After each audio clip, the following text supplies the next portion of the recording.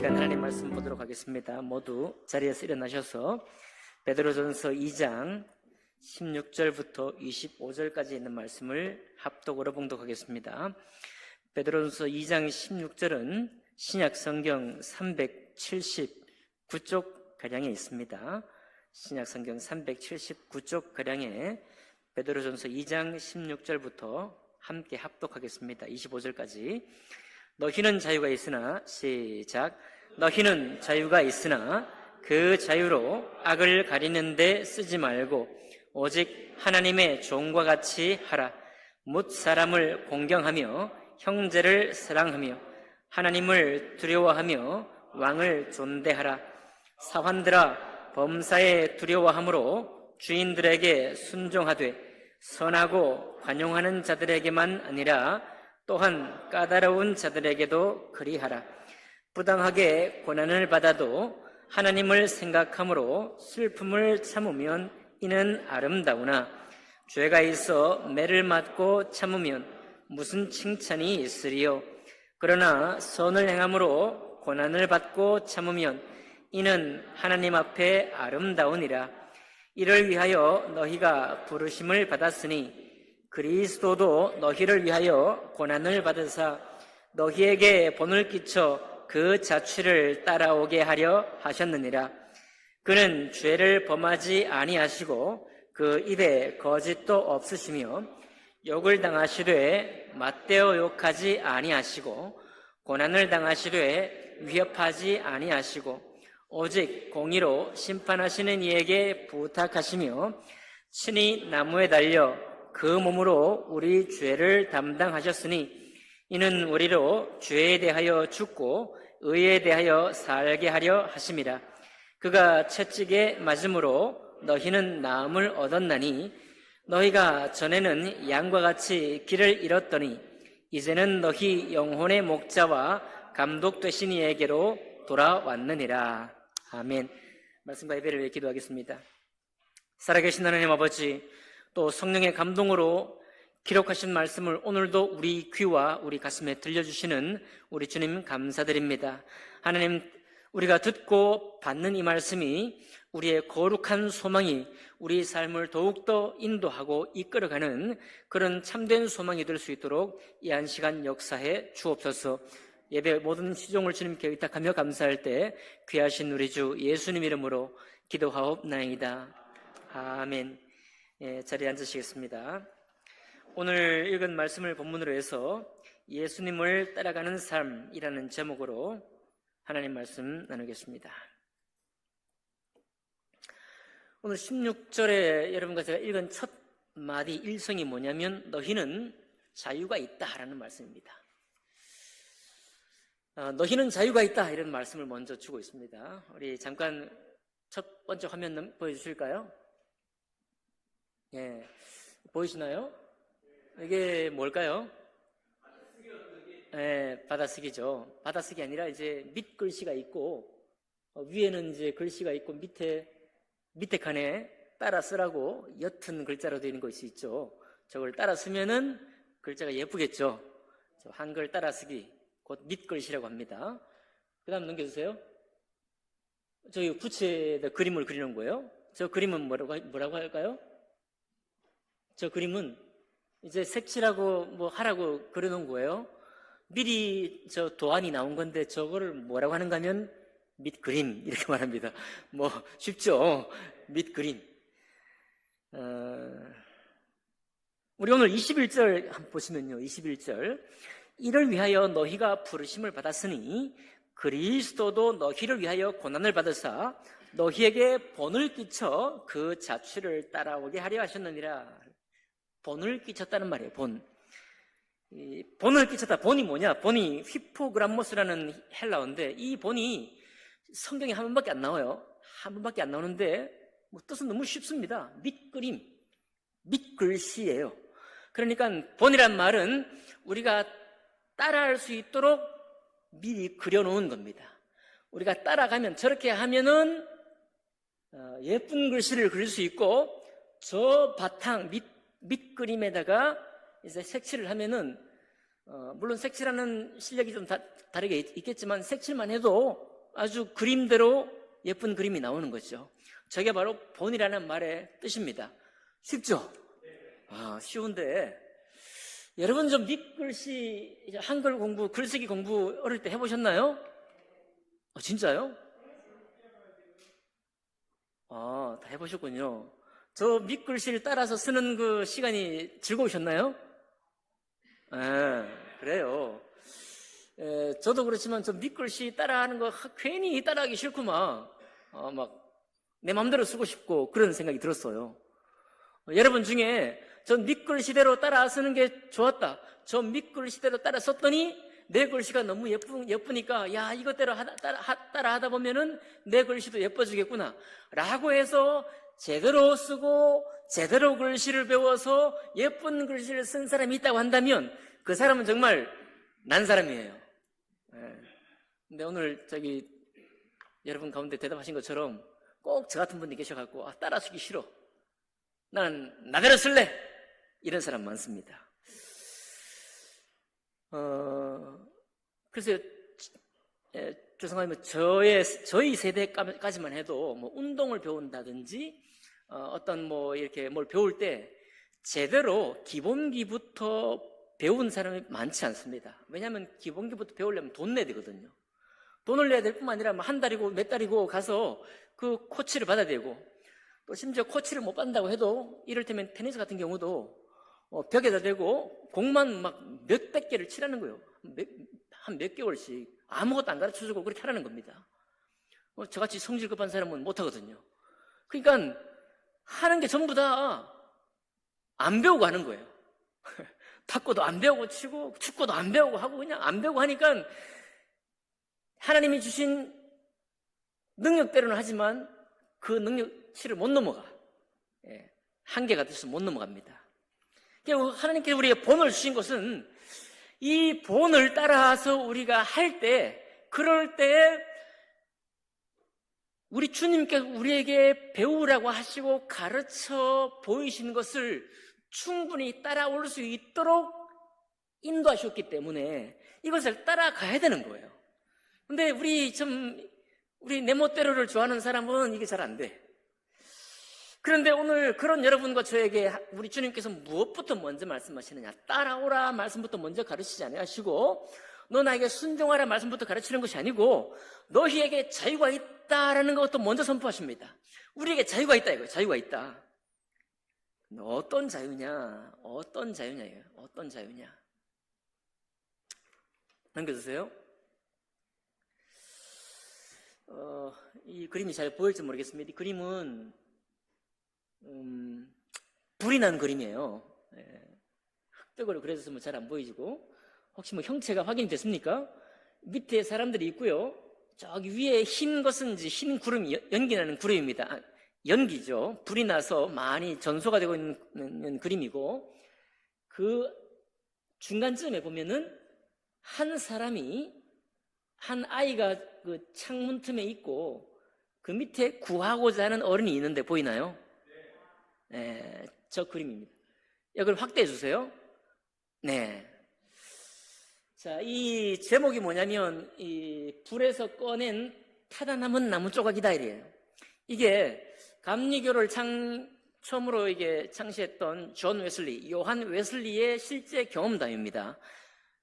저 이제 그 부분만 확대해 놓은 것인데 색깔은 좀 짙어졌죠. 창문 틈에 있어서 아직 불길을 피하지 못한 사람이 누구냐면 요한 웨슬리예요.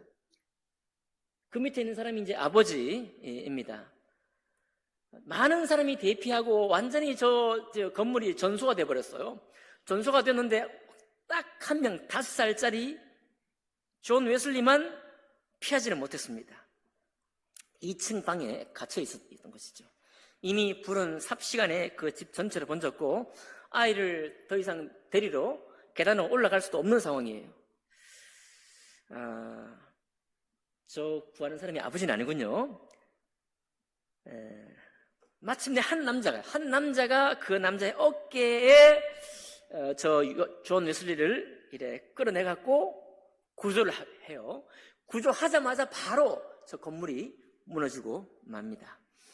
이 이야기가 너무, 이 사실, 겪은 사실이 너무 충격적이고도 감동적이고 감사했기 때문에 아버지가 사무엘 웨슬리인데 이 목사님이 스가랴 3장 2절에 있는 그 표현, 타다 남은 나무 조각, 타다 남은 나무 조각이라는 그걸 가지고 말씀을 전하기도 했는데, 바로 이 사건을 자기가 뭐 5살짜리니까 깊이 아주 기억을 잘 하지 못할 수도 있겠지만요, 이 아이에게 깊이 각인이 된 거예요. 존 웨슬리에게. 그래서 스스로가 자기 인생은 어떤 인생이냐, 내 인생은 불에 타다 남은 나무 조각 같은 인생이다 라고 스스로를 그렇게 본 거예요. 그러면서 이 존 웨슬리가 자기 생애 평생 동안을 나는 불에 타다 남은 인생, 나무 조각이라는 같은 인생이다. 그러니 바로 그와 같은 인생으로 살기 원한다 하면서 목사가 되고, 그렇게 해서 감리교를 이제 시작한 아주 유명한 목사님이죠. 유명한 목사님이 된 것입니다. 자, 하나님께서 우리에게 먼저 자유가 있다 이 말씀을 주셨어요. 여기 이제 우리 학생들, 청년들, 우리 젊은 사람, 저의 젊은 시절도 마찬가지고, 물론 지금 나이가 먹고 난 후에도 마찬가지지만, 우리는 정말 내 뜻대로 하고 싶고요, 내 마음대로 하고 싶은 이 육의 본성이 평생 동안 남아있는 사람입니다. 그래서 우리가 춤도 추고 싶고, 아주 운동도 열심히 잘해서 인정받고 싶고, 공부도 잘하고 싶고, 아무튼 이렇게 해서 살아가죠. 그래서 사람들에게 칭찬받으면 그 칭찬받은 맛 때문에 더 공부도 하고, 더 운동하고, 더 춤추고, 더 노래하고, 그렇게 합니다. 너무 좋은 것이죠. 그런 갈채, 박수갈채, 환호성을 듣다 보면은 많은 연예인들이 바로 그 환호성과 갈채 때문에 이제 살아갈 힘을 얻고 더 연기에 몰입하고 노래를 연마하지 않겠습니까? 그런데 그것이 우리의 자유 같으나, 그것이 하나님이 나에게 주신 자유 같으나 이것이 자유가 되지를 못해요. 이것이 우리에게 자유가 되지를 못하는데, 그것은 뭐냐면, 하나님이 우리를 하나님의 형상으로 지었을 때는 우리가 언제 자유를 누리느냐? 여러분, 하나님의 거룩함이 있을 때의 자유함을 느낍니다. 하나님의 생명과 그 소망이 우리에게 느껴질 때, 우리가 하나님의 소망과 하나님의 복음 가운데에서 정말 그 불타는 것 같은 죄로부터 우리가 구원받았다라고 하는 이 안녕, 이 안심을 가질 때라야만이 우리가 자유롭다는 것을 느낄 수 있어요. 이게 참된 자유를 느끼는 것이죠. 우리가 그저 세상에 살아갈 때 우리 주님을 알지 못하고 살아갑니다. 살아갈 때 정말 남들이 좋다고 하고 나 스스로도 원하는 것들을 해서 뭔가 이루기도 하고 성취하지만, 모든 박수갈채를 받으면서도 그 마음에 참 기쁨이 없습니다. 그 마음에 평안하지 못해요. 그 마음에 거룩한 어떤 기쁨이 그 사람 속에 없습니다. 그래서 많은 박수갈채를 받으면서도 공황장애에 들어가요. 조한문 목사도 조한문 가수였잖아요. 최고의 가수의 정점에 있을 때 공황장애가 왔습니다. 많은 연예인들이 그래요. 오늘날 이 공황장애라는 것은 믿는 그리스도인에게도 많이 찾아옵니다. 물론 주님을 알고도 공황장애는 찾아올 수도 있어요. 제가 그것을 그렇지 않다고 말씀을 드리는 건 아니지만은, 어쨌든 수많은 사람들이 자기 인생의 자유, 내 마음, 내 뜻대로 하고 싶은 그 자유를 누리긴 하지만, 그런 누리는 자유, 그런 자유 속에는 하나님이 우리에게 주신 참된 자유의 참맛을 가질 수가 없는 것입니다. 어떤 사람이 바로 존 웨슬리의 저 삶이 우리에게 뭘 말해주는가 하면, 우리가 이 땅에서 주님을 알지 못하고 주님이 우리를 위해서 하신 일, 우리의 참된 자유를 위해서 우리 육체에서 해방하시고, 우리를 죄 가운데 해방하시고, 우리 자신에게 있는 욕망에서 해방하시기 위해서 오신 이 주님으로부터 우리가 자유하지 못한 상태가 어떤 상태냐면, 바로 저 불 가운데 타는 것 같은 인생이라 이 말입니다. 그러니 기쁨이 있지만 내 마음 안에 참된 소망이 없어요. 위험에 있는 것입니다. 위기 가운데 있는 거예요. 언제든지 우리가 나락으로 떨어질 수 있습니다. 언제든지 우리가 하나님이 지으신 그 참된 소망 안에서 누리지를 못하고, 눈앞에 열심히 쫓기도 하고 열심히 추구하기도 하고, 그렇게 해서 그것을 가져서 성취하는 기쁨도 맛보지만은 그 인생 속에 참된 평화가 없는 거예요. 그게 바로 불에 타는 나무 조각 같은 것입니다. 한참 타고 있을 때 하나님의 은혜로 타다만 나무 조각이 되어서 불에 거슬린 숯불과 같은 나무 조각이 되어서 우리가 건짐을 받는 거예요. 완전히 타서 죄가 되기 전에 우리가 주님의 사랑 가운데 건짐을 받는 것입니다. 그 건짐 받은 상태가 바로 존 웨슬리와 같은 상태요, 구원받은 사람의 상태인 것입니다. 그때 우리가 누리는 게 하나님께서부터 우리에게 주신 자유예요. 너희는 자유가 있으나 너희는 하나님께로부터 주 예수 그리스도께로부터 이제는 참된 자유를 받았다, 이런 얘기입니다. 여러분, 자유를 가지셨나요? 자유를 많이 누리시기 바랍니다. 여기 우리 주님 말씀은 너희는 자유가 있으나 그 자유로 악을 가리는 데 쓰지 말고 오직 하나님의 전구같이 하라. 자유를 얻었으나 막 그 자유를 쓰지 말라, 이렇게 말하는데, 제가 개인적으로 신앙생활을 해보니까요, 하나님이 주신 자유가, 구원의 자유가 내 삶의 참된 자유로 느껴지기까지 제 개인적인 경험은 한 10년 정도 걸리더라고요. 왜 그러냐? 제가 종종 말씀드렸던 것처럼 우리 사회만큼 다른 사람이 하라고 하는, 다른 사람이 좋게 보는 그런 일을 쫓도록 만드는 사회가 많지 않습니다. 아마 물론 세계는 전체적으로 이제 평준화될 거니까 모든 사회도 한국 사회처럼 그렇게 막 닥달하게 될 거예요, 앞으로는.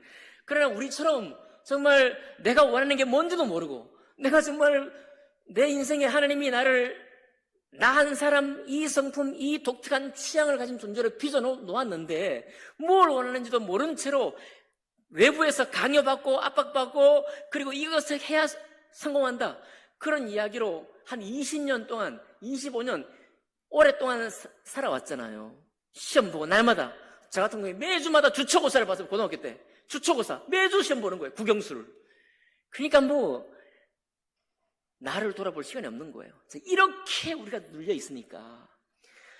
교회 와서 예수님이 너를 해방했다 라고 해서 구원의 기쁨은 받았지만은 정말 내 전인격적으로 내가 자유를 받았다고 생각이 잘 안 되는 거예요. 그러니까 거기에서 필요한 게 뭐냐면은 와서 예배하는 거예요. 예배하면서 세상에서 부르지 않던 찬양을 부르면서, 세상에서 즐기는 그런 식으로 즐기지 않고 주의 몸된 교회에 나와 형제 자매들과 함께 교제하면서, 그리고 몸된 교회를 통해서 자유를 누리면서, 안식을 누리면서, 몸된 교회 통해 가지고 여기서 몸된 교회를 통해서 일을 하도록 하는 게 아니고, 일을 하지 않고 아무 일도 맡겨지지 않은 채로 1년, 2년 동안 그저 하나님 안에 평안과 쉼과 자유를 누리는 것, 이거 필요한 거거든요. 한국 사회는 특별히 필요한 것입니다.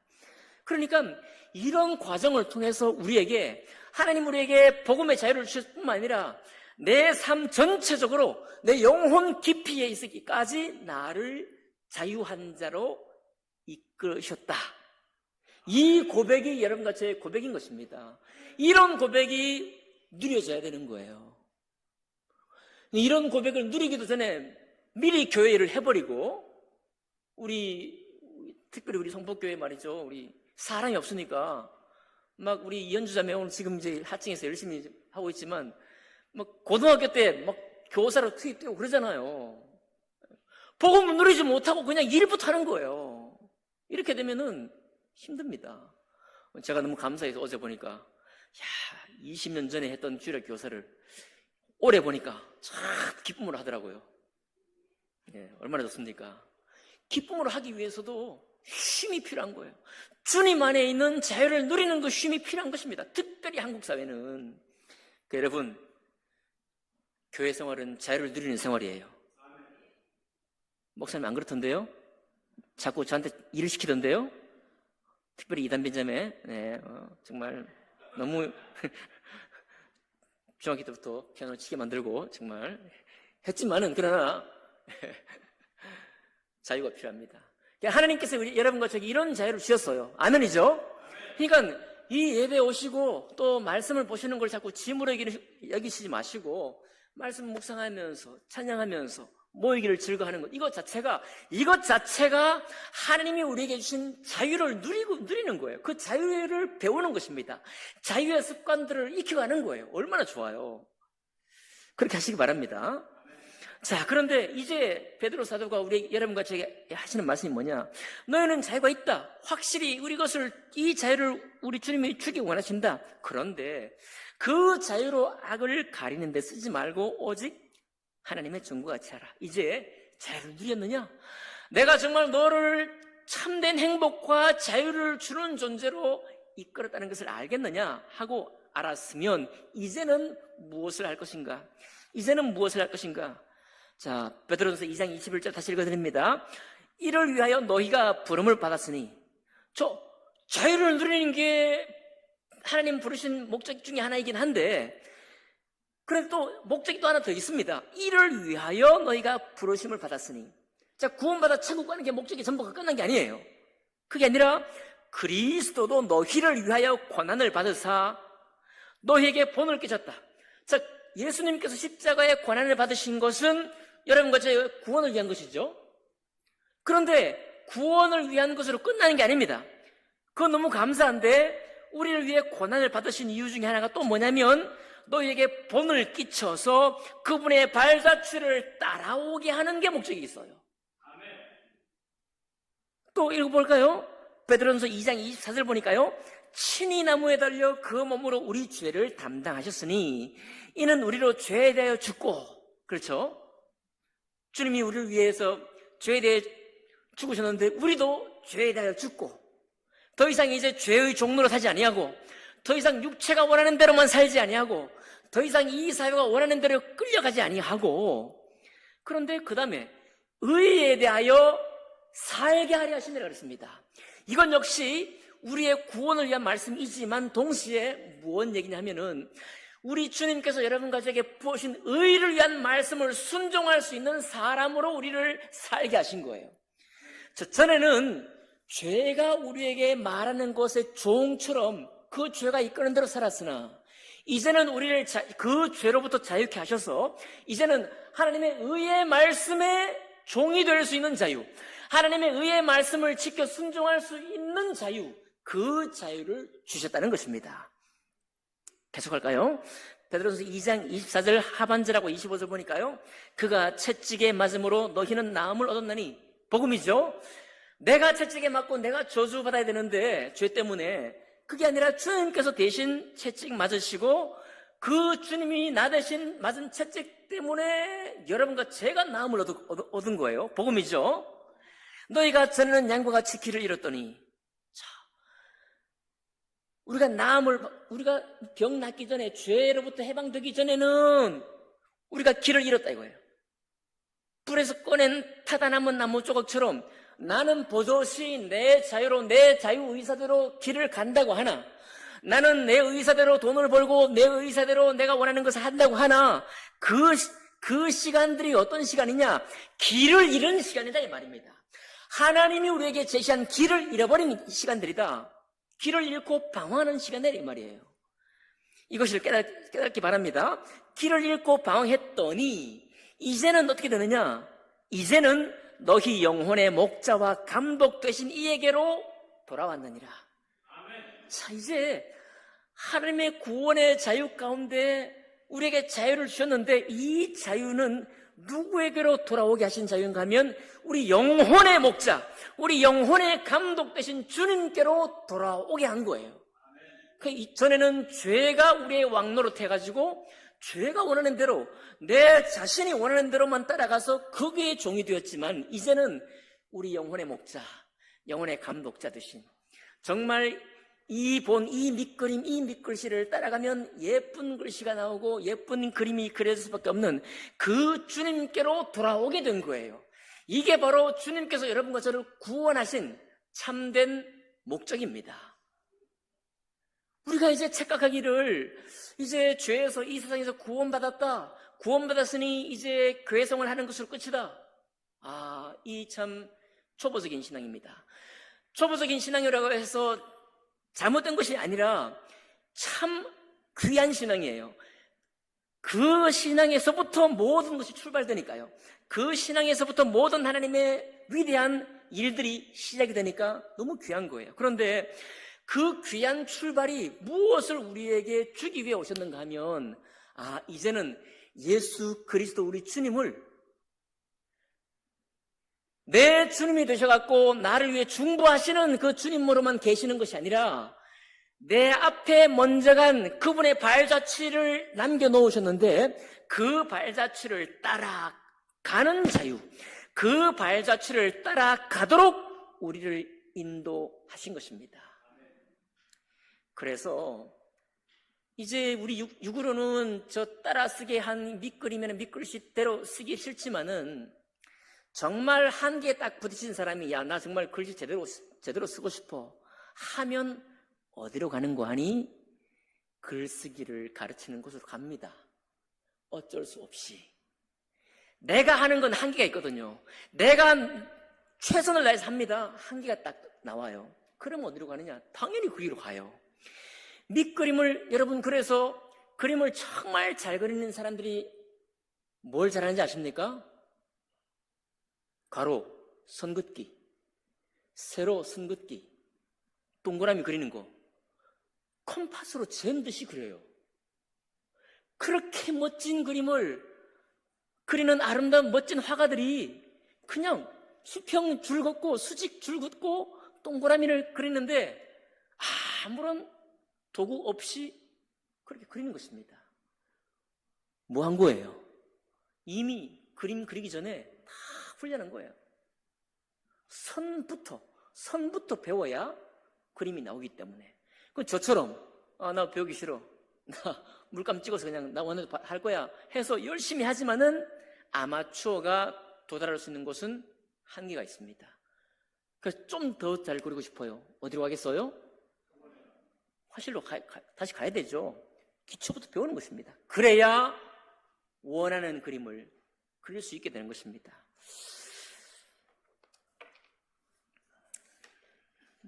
주님께서 여러 말씀으로 우리를 권면하셨는데요. 한 말씀 드리겠습니다. 자, 우리를 구원하셔서 참된 자유를 주셨는데 야고보 사도는 이렇게 말했습니다. 만일 형제나 자매가 헐벗고 일용할 양식이 없는데 너희 중에 누구든지 그에게 이르되 평안히 가라, 덥게 하라, 배부르게 하라 하며 그 몸에 쓸 것을 주지 아니하면 무슨 유익이 있으리요? 이와 같이 행함이 없는 믿음은 그 자체가 뭐한 것이니라?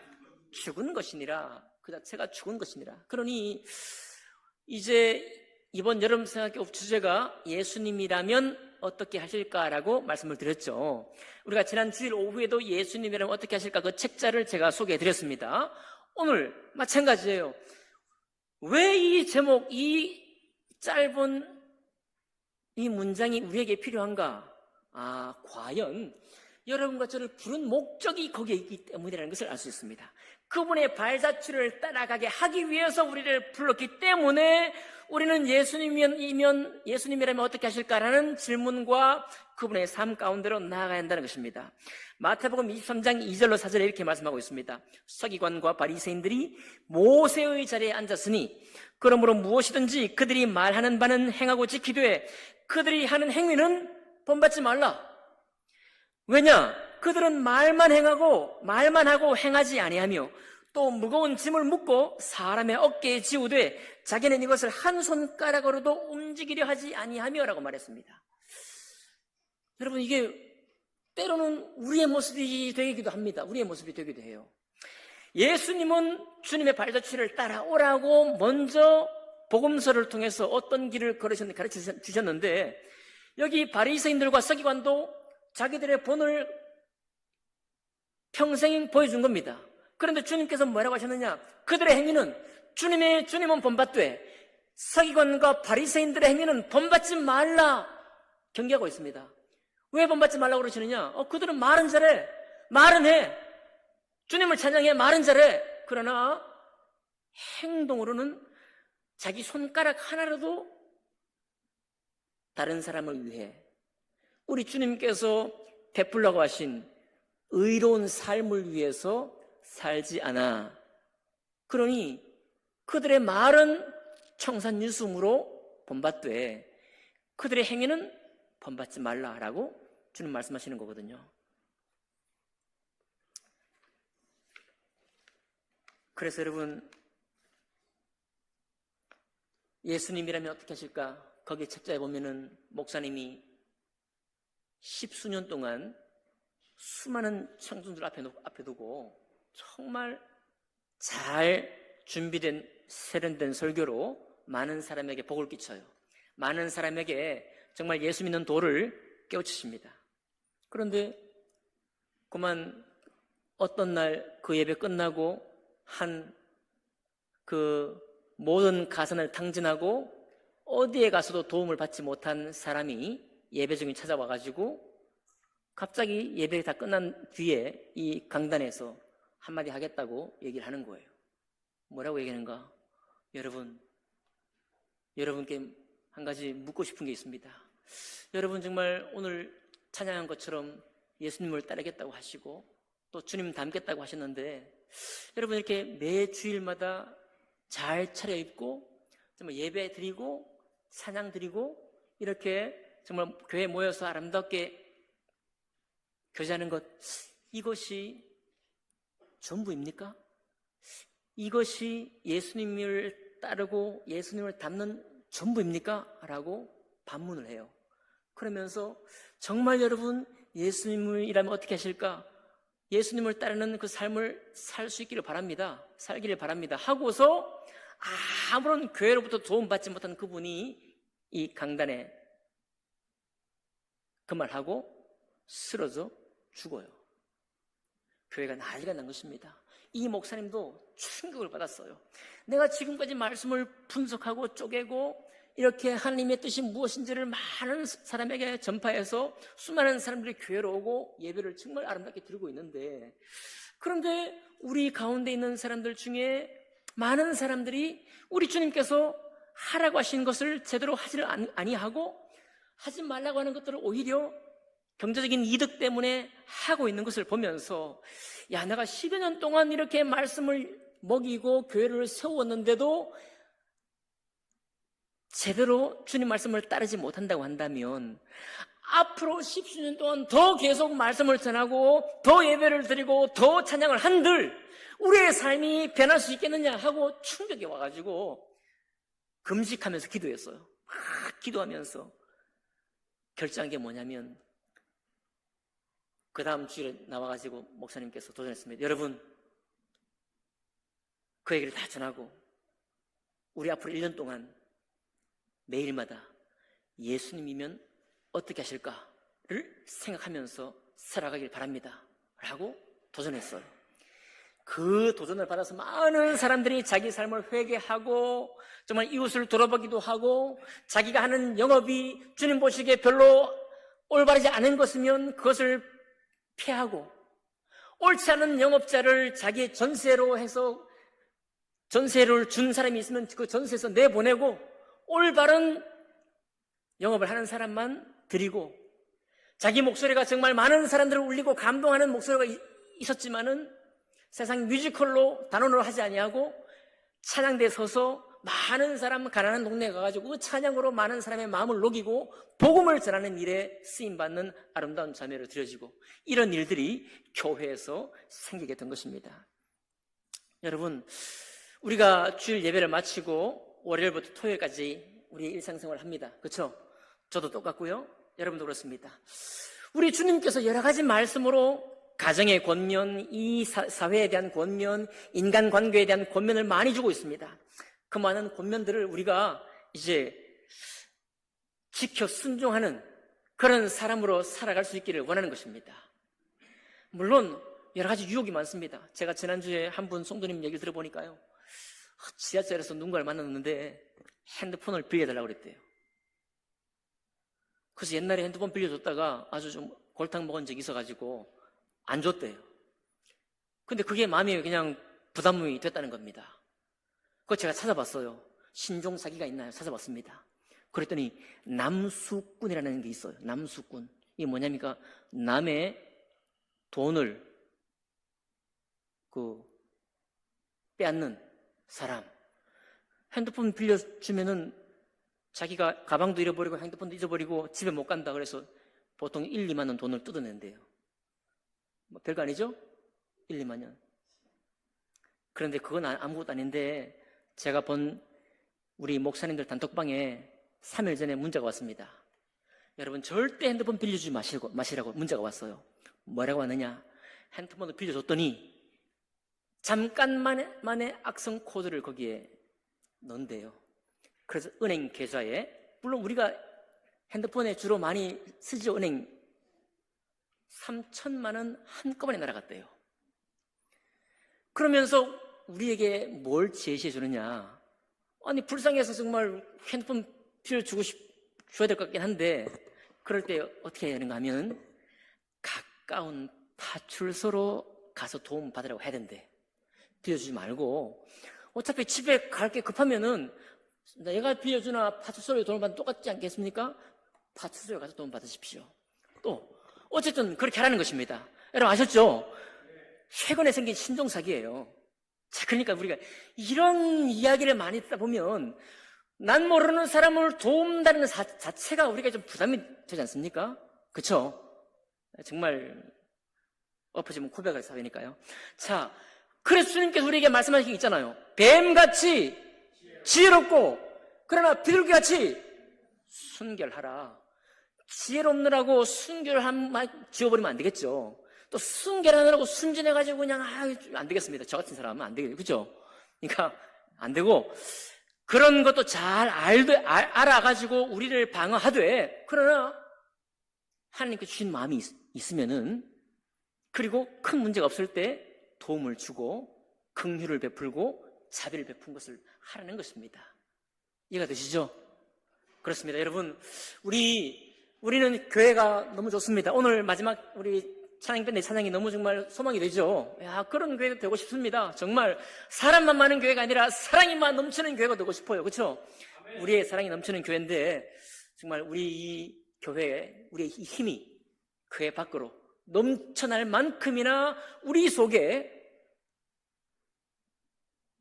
우리 영혼의 목자 되신 주님을 따라가겠노라고 하는 결단이 저 여러분에게 있기를 주님 여러분 축복합니다. 기도하겠습니다.